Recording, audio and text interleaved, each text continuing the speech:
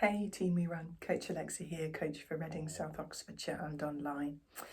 I am wanting to talk about a slightly different aspect of our physical activity spectrum and how it can help with our overall health and well-being, and particularly today our brain health. And that is working on new, novel, slightly weird and wonderful and increasingly complicated movement patterns. So I'm going to start off by talking about balance. So I've talked about balance a little bit before in the context of running. Running is, after all, standing on one leg at speed.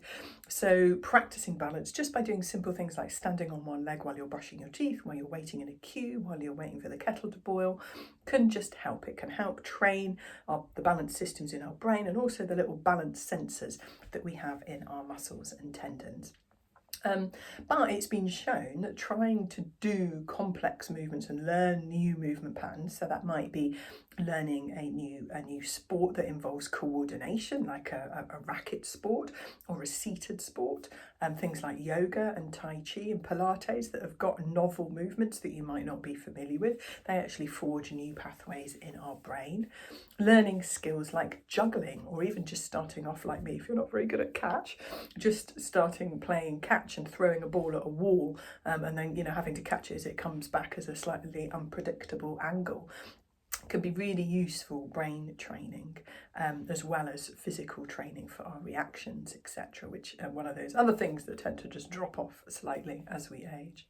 And also it's been shown that by combining some form of kind of mental challenge with some physical challenge, like for example combining counting backwards from 100 in jumps of 7, so it would be 100, 93, 86. You see, I'm working hard on this one, aren't I? 79.